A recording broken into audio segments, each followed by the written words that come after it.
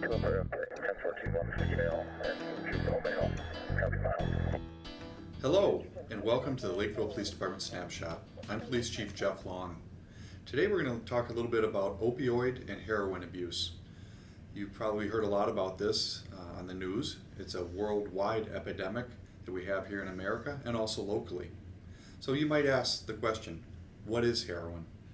Before we can answer that question, we need to talk a little bit about opioids because that's what heroin is.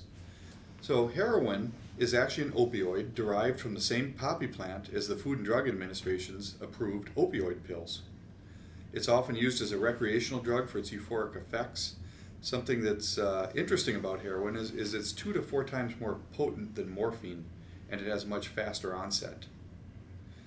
Heroin is often mixed with a drug called fentanyl.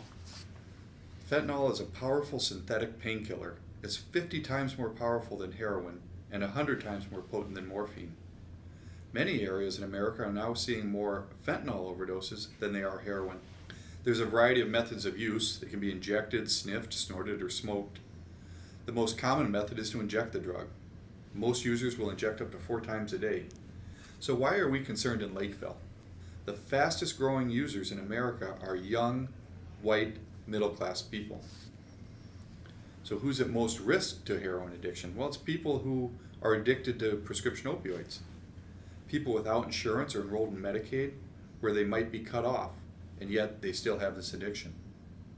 Non-Hispanic whites are also most at risk for heroin addiction, and those that are 18 to 25 years old.